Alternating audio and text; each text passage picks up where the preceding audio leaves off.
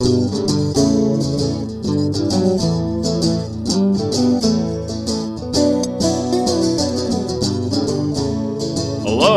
and welcome to Vacation Station, hosted by Lisa and Nancy, editors of BigBlendMagazines.com.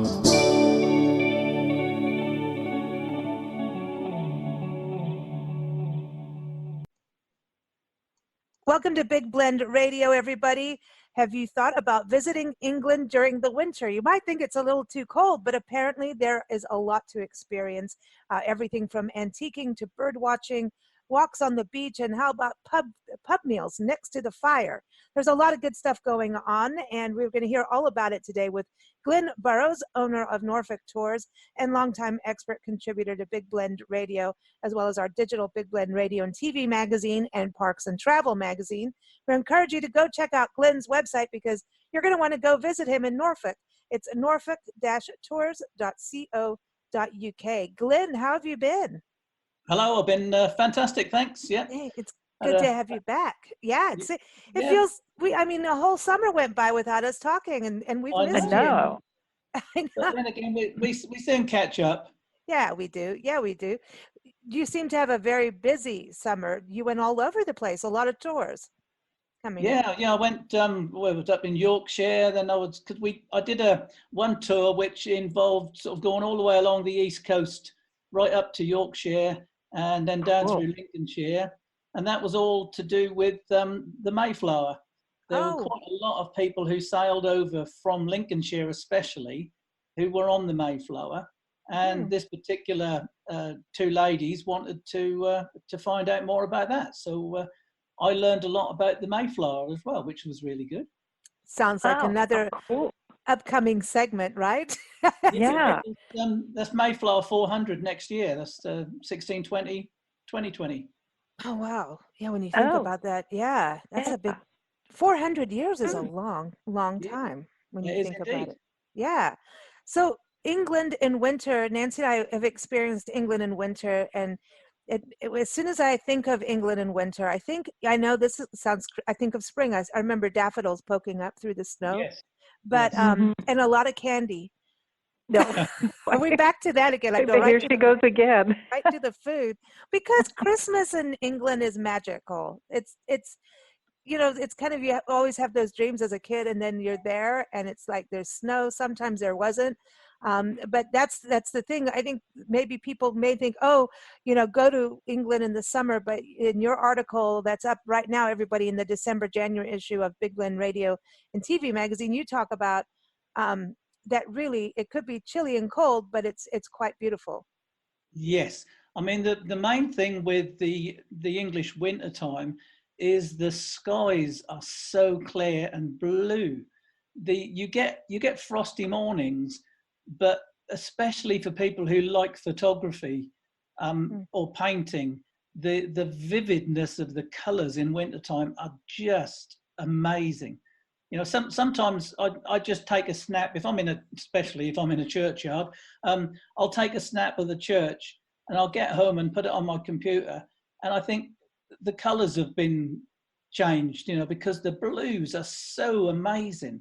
The sky, especially in Norfolk, we're lucky that we don't have a very high horizon, so we get a lot of sky, and sometimes the skies are just look unreal. They really do. Well, I'm glad you're saying all that, because the song we're playing for you today is called Blue Sky Day. Well, there you go. That? See? That fits in, if you knew already. See, I know. It's because I read your articles. So, go ahead, Nancy. I was going to say, I was taught in art class that if you're painting on the American side of the world, when you paint skies, the blue of the sky has to have a tinge of yellow. And then when you're on your side of the world, Glynn, the blue in the sky has a tinge of purple, because the color of the sky is a cool blue, and the color of the sky over here is a warm blue. How about that? I didn't know that. Yeah. All I know is the sky. Sometimes the sky looks as if someone has actually painted it, because it is such a vivid color. Yeah. Well, I just want to remind everybody when Nancy says your side of the world, our side of the world, that there are no sides. We are round. We are not flat. Okay, then how do you explain your corner of the world? I don't know. I don't know. Ask the Flat Earth Society. I still can't believe that it exists. That's funny. Do you have that over in England? The Flat Earth Society of people who still believe the Earth is flat? Glynn? You mean it's not? No, no. No. No, I don't know. No doubt we have everything over here, the same as you do. You know, we even have politicians over here, which are completely mad. So you know. That's too bad. I'm sorry about that. I think we all have a political problem. We're shared in that thing. But the one thing we can do is the rest of us can connect and have a good time and still travel and do things. And we do share a blue sky. Just one's a little yellower than the other. So that's right. So this is good. But what I was also interested in, you talking about the weather and the blues and that. But you say bird watching at this time of year. See, I would have thought the birds, I remember little robins and swans. Oh my gosh, you have the swans. Yes. Beautiful. Well, especially we have a really big swan place called Welney Marshes, and they are in sort of the Cambridgeshire side of Norfolk, and this is where a lot of swans come and overwinter. And if you go there, it is just covered in swans. Oh my gosh! There are just thousands and thousands of them.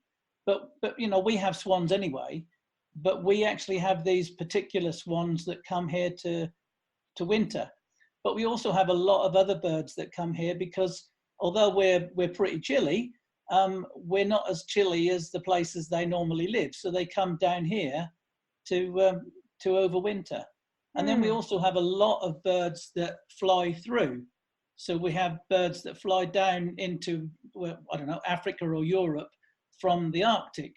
So they will come here and stop off on their flight through. But I mean, wintertime is a fantastic time to watch birds. I mean, even our back gardens, there's loads of them. I mean, we like you say, the little robins. I adore robins. They're gorgeous little birds. And we have all different types of sort of blue tits, long-tailed tits, great tits, swallows. Obviously, in the springtime they come back. Sparrows, hedge sparrows are lovely little birds. We have jays, loads and loads of beautiful birds, woodpeckers, owls. I love owls. But you have to be up early to catch, or late to catch an owl.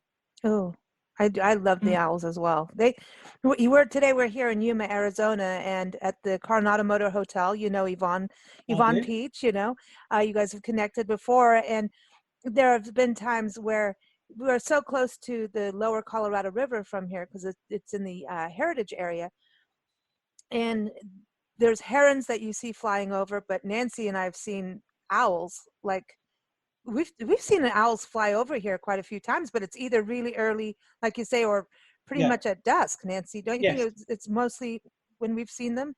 Yeah, and it's odd because they actually stay in the palm trees. Mm-hmm. And it just seems weird to have owls in a palm tree. It doesn't. Yeah. You always think of a forest kind of setting for birds like that, but they live in the palms here. Yeah, they're in the palm trees, and they're. These palm trees that she has all around the property, they're all, now it's cold, but she's got flowers, all the bougainvilleas in bloom, and some of the cactus are in bloom, and people are like, what? Yuma, this is where winter is when everybody starts planting things here. And it's where all the greens, all the lettuce, and for most of the country is grown here during the winter. But all these birds in these palm trees, because all the dates are coming out right now, and I think there's got to be almost 10 species of birds in one palm tree. Like you just hear them all going off. You got the owls, like you're really saying. Odd. You got the grackles and the verdins and the hummingbirds and doves. I mean, there's all these birds just hanging out in one palm tree. And I do have to say that palm trees are not trees. So we really shouldn't be saying palm trees. They're just palms because they're actually grass. Yeah, we learned that here. So they're not really trees. So the birds are living in the palm grass.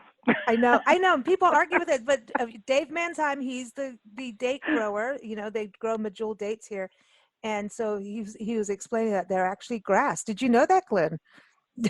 No. Well, we don't have them here, do we? So I I know. don't I was going to Oh, say you don't that's have palm true. trees. Yeah, Yeah, it's a little chilly there for that. yeah. Yes. just a little bit, yeah. I know, man. But see, okay, so I know that we've talked with you before, and you always say after Christmas you have your Christmas meal, and and you go off for like New Year's Day, Christmas Day, you go for a nice walk on the beach, and Very so often, yes. so the winter, does it ever snow on the beach? Yeah, I mean, funnily enough, I was talking about this the other day to somebody. The most surreal thing that I've ever seen was when I was working in Great Yarmouth in 1976. I worked there in the summer, and then I went back to do the Christmas period, and our digs were further along the coast because obviously they wanted to let all the hotel rooms to guests. So the staff were living in houses just further along. So I finished work probably about 1 or 2 in the morning, and I walked back to my digs along the beach. And the most surreal thing that has always stuck with me is to see the sea washing up onto snow. Wow. And that was really something that, like I say, it stuck with me. It was 1976, but I still get like a shiver down my back, because to see the sea lapping up onto snow and sort of eating away at the snow was just amazing. That's But cool. I mean, we do get the snow, but we don't get as much snow as we used to. But saying that, some years we get a lot of snow. You know, the trouble is with the weather changing as it does at the moment, we don't really know whether we're going to get snow or not every winter, whereas we used to always get snow. You know? Yeah. So they say climate change isn't happening. Well, it must be, because we don't get snow every year, and we Oh, always used to get snow every year. that's interesting. Our friends in Amsterdam say that, November, and she had said because of, she would always know because it's her birthday, that she would go ice skating, Mm-hmm. just out because that it would freeze over. The lakes would freeze over at that time. Yep, yep. And now she says that they don't, and they haven't even had ice skating for a while. No. And so it's totally changed. And so Yes. we've got to look, global warming, we are warming up, and some places are getting colder.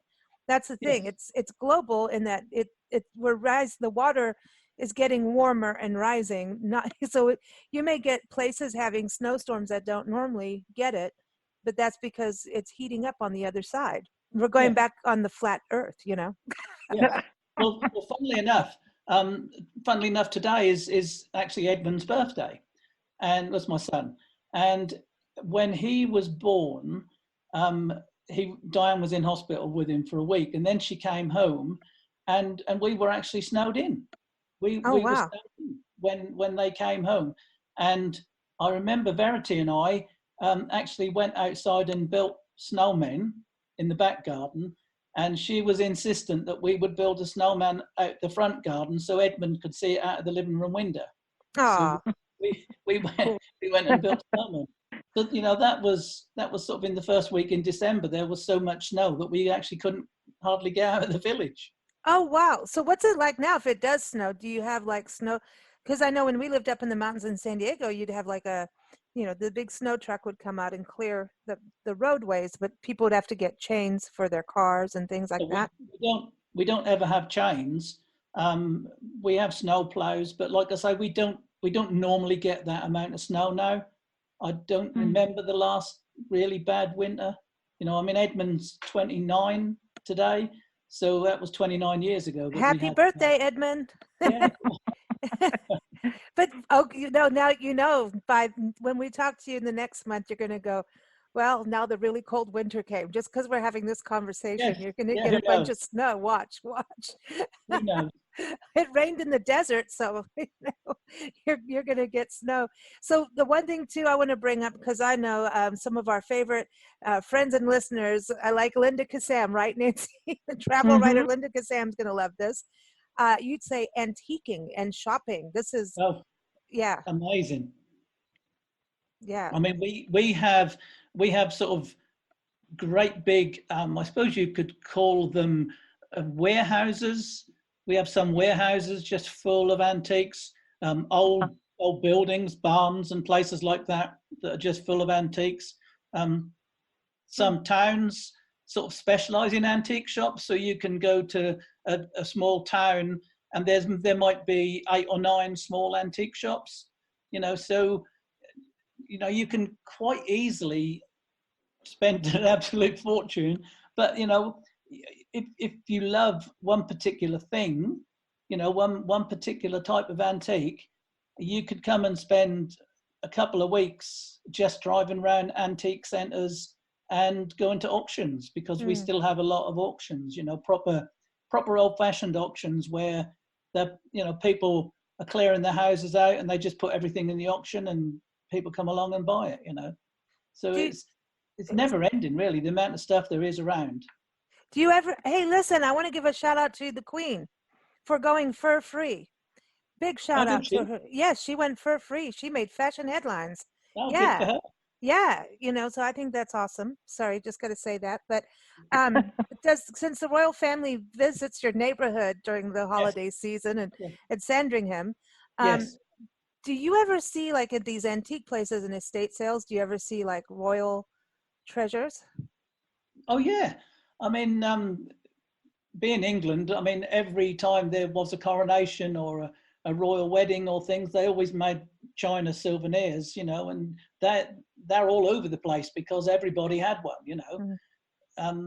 we also, I mean, funnily enough, I once was in a small antique shop in Castleacre, which is a little village. I mean, the antique shop isn't there anymore, but I actually bought a little envelope full of old letters and things, and some of them were actually written by Edward VIII when he was a child. Wow. Yeah, and That's was amazing. Exactly. Wow.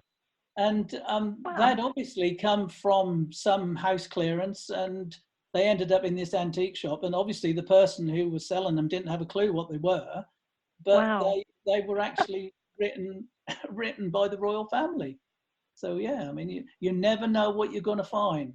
And like I say, apart from those letters, that in the past I actually got some letters that were written by Anna Sewell and her family, who wrote Black Beauty. I actually got them off an auction site, so you never know what you're going to pick up. And Anna Sewell comes from your neighborhood too. She was born in Great Yarmouth, and died in just outside Norwich in a little village.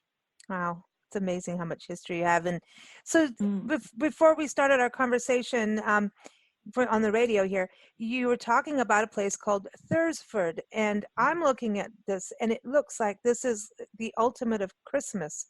Yes, it's like Christmas Wonderland. It is.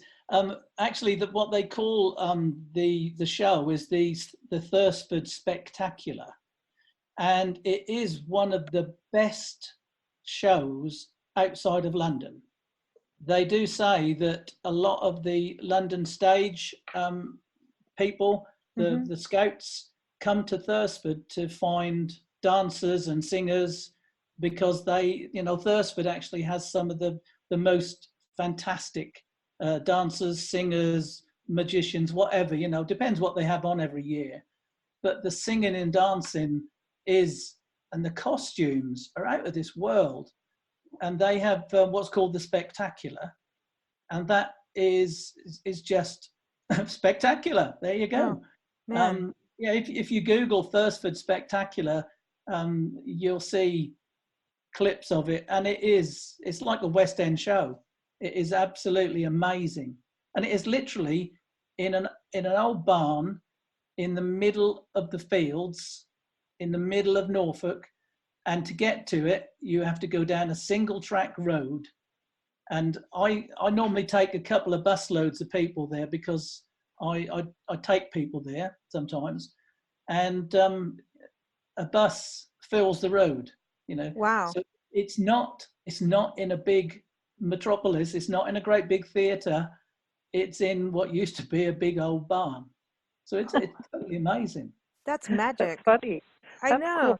cool. So is Santa Claus in England, or is it Saint Nick or Saint Nicholas Father or Christmas. Sprinkle? He's Father Christmas. Father Christmas. Okay. I remember. Come on now. Yeah, I know. I Father just want Christmas. our listeners to know.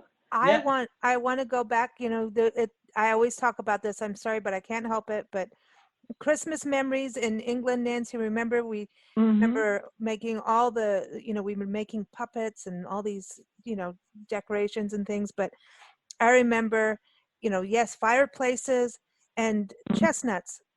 No, what do you Yeah. call them? The knockers. What do you? They're off of the trees. Those nuts, and then you They're snap them chestnuts. together. Walnuts. No, they were like knockers. We would play knockers or something. Oh, canockers. Yeah, that was just two spheres on the end of a piece of string, wasn't it? Yeah, but you'd get them on that one tree, and then, yeah, it was. I don't know. It was fun. There was just a fun kind of childhood memory of that. And then licorice. Okay, they used to get these big things of licorice, and it's Yes. not like any place in the world like that does this, other than the peanut patch here.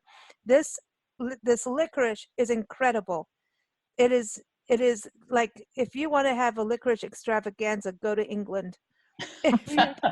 If you're like me, who loves licorice, go there. Don't eat too much, because apparently you can get a heart attack if you eat too much licorice. But I mean, It you have makes to your eat. teeth black. Yes, but I mean, it's real licorice, and then they do it in all kinds of different. Oh, yes, I'd like to come over to England right now and have some licorice. Well, no, it's good. You got to have all the sweets and everything. And so, you know, we've talked about food before, because that's a big deal, like over Christmas, right?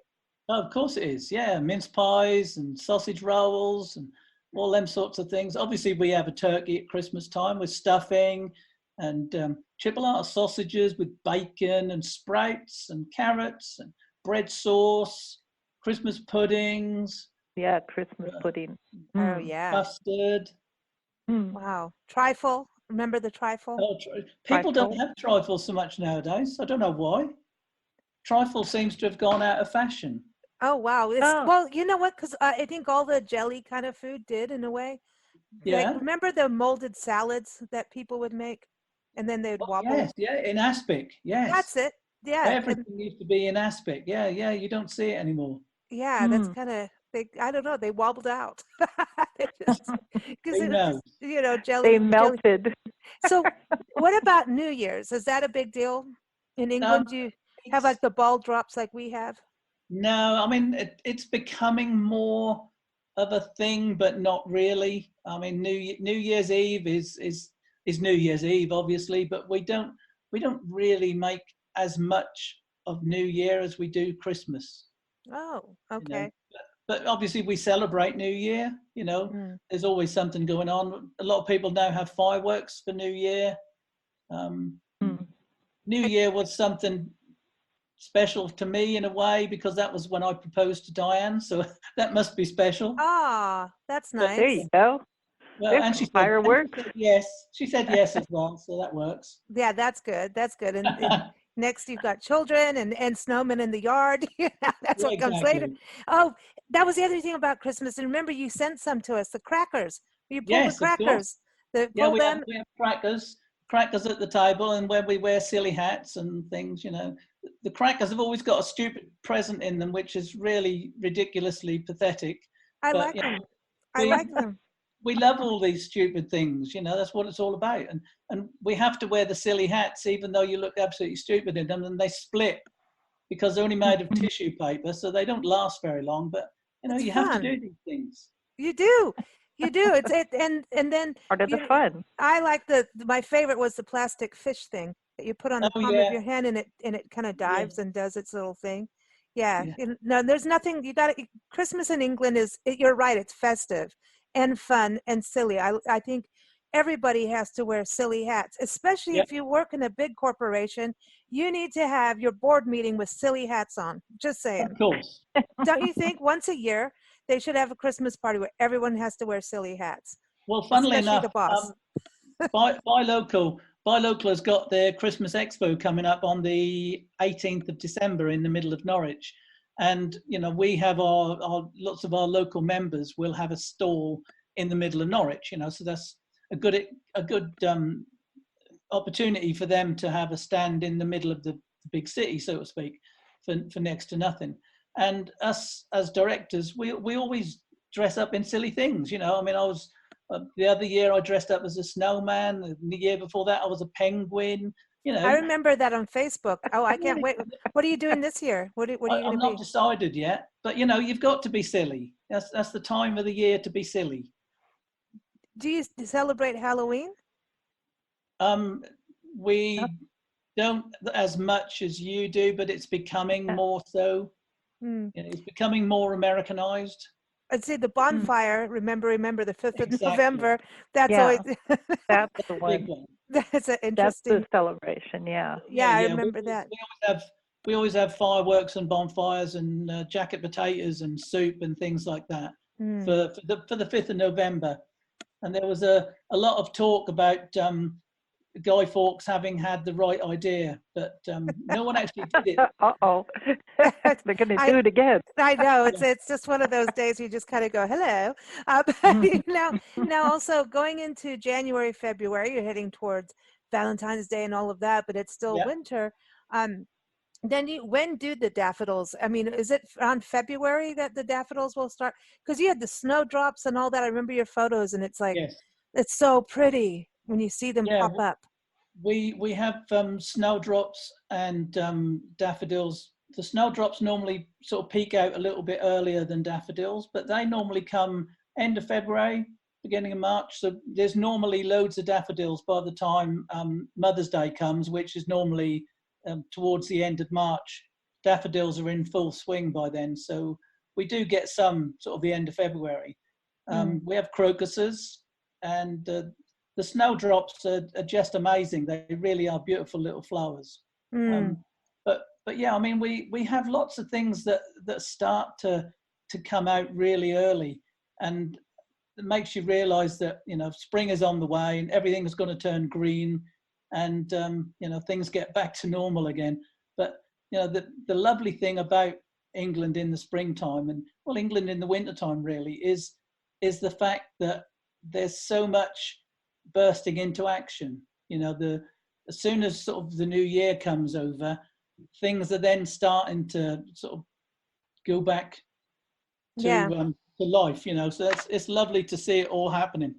That's awesome.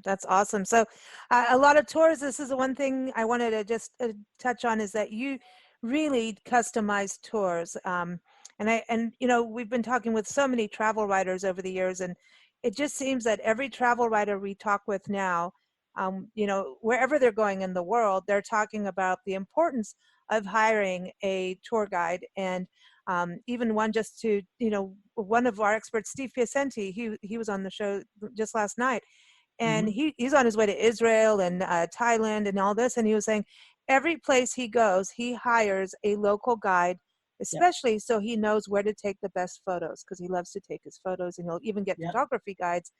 So there seems to be this, it's changing, the travel, it seems that more and more people are really wanting that authentic experience, and understanding that companies like yours are really who provide it, where you totally customize according to what they want to see and do.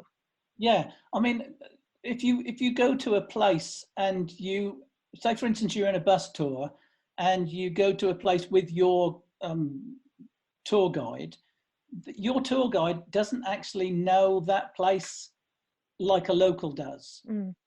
They might be a tour guide and they might know all the spiel, and they might be able to tell you which king lived there, which king died there, whatever.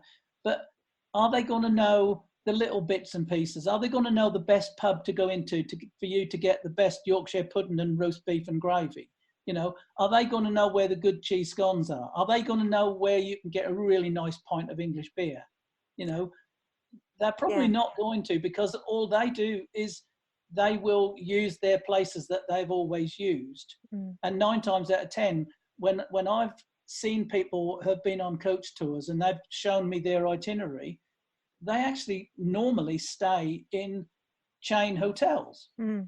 So they don't actually get an idea of where they are.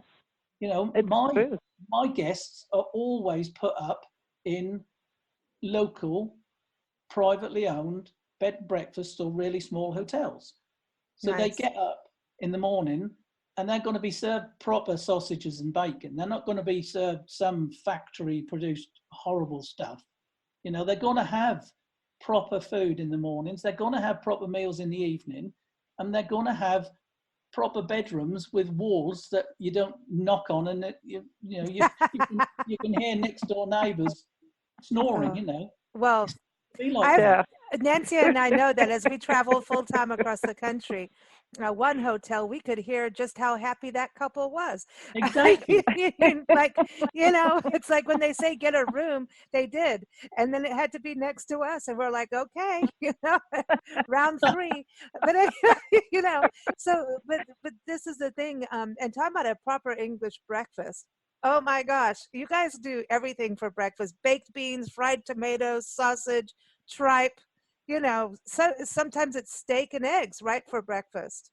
People can have what they like. I mean, I remember I I had one couple come, and he said that he hadn't been to England for years, but he really, really wanted some smoked haddock for breakfast.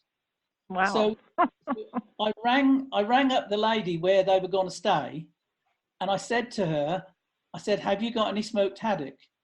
And she said, "Yes, I've got some in the freezer," because she always has. She goes to the local fishmonger and obviously buys in bulk. Yeah, yeah. And she puts it in the freezer. So the next morning he had smoked haddock for his breakfast. Now And- you try doing that in a chain hotel. Yeah. You know. Not happening. Yeah, and who has smoked haddock and well, I don't know, because we don't we don't eat fish, but No. yeah, it's just you don't think of those things. But I do want to tell the entire audience that if you're looking for the best cheese scones in England, just Yes. go to Glynn's house and Yes. ask for Diane's cheese scones, and then Glynn may steal them from you, even though he's had these amazing scones throughout the years. That's where they are. Exactly. At Glynn's house, Glynn and Diane's house. I'm not very good at sharing, I'm afraid. No, and I've heard that you are the type of, scone eater that you could be out having a cheese scone, and you may put one in your jacket pocket. Of course. Yeah, I very often take them for later. we actually did that once. Do you remember in South Africa in a hotel we did? They had scones for breakfast, and I remember this. It was in Kimberley, South Africa. Yeah. And this dining room was, just. It was such an old historic, hotel, but the dining room was these just plush, velvety kind of curtains. And remember those, as a little kid, I thought this was huge. Fun. It was really fun. But then we liked these scones so much, and they'd served us. I mean, they were part of our breakfast. Somehow they slipped into my bag, and that's what we ate for lunch. And I thought like I was the scone lifter, That's my big thieving experience as a child, stealing scones. So I think, Glynn, when we see you in England, and someday that will happen, we're going to have a lift-off on scones, so you can steal the most. Well, don't paint me with your brush, because I'm not a thief. No, he's not a thief, and I'm not a thief either. We paid for our breakfast and our scones, but it was just a naughty, rude kind of, you know what I mean? You don't take all the food off the table when you leave, but they were so good. They were good. Wow. But Glynn, always a pleasure having you on the show. Everyone, again, you can keep up with Glynn. Go to norfolk-tours.co.uk. He's also on Facebook and Twitter, and always posting great photos and sharing his adventures. His article on winter in England and many more, just go to blendradioandtv.com. You'll see him in our expert department. Also, the winter article is featured in the December-January issue of Big Blend Radio and TV magazine. Also, find it at blendradioandtv.com. And of course, keep up with us at Big Blend Radio. Go to bigblendradio.com to keep up with our shows. We air Monday, Wednesday, Fridays, and Sundays.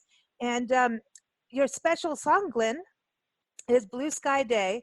And it's from the Madisons up in Tennessee in the Great Smoky Mountain region. And boy, they have a magic Christmas out there too. It's from the album Air on the Side of Love. And you can keep up with the Madisons at madisonsmusic.com. But thank you everyone for joining us today. And thank you, Glynn. Yeah, thanks a lot. Have a good November. Good Christmas. A good Christmas. Yeah. Good December. Holiday Good January. time. Yeah. Woo-hoo. Speak to you soon.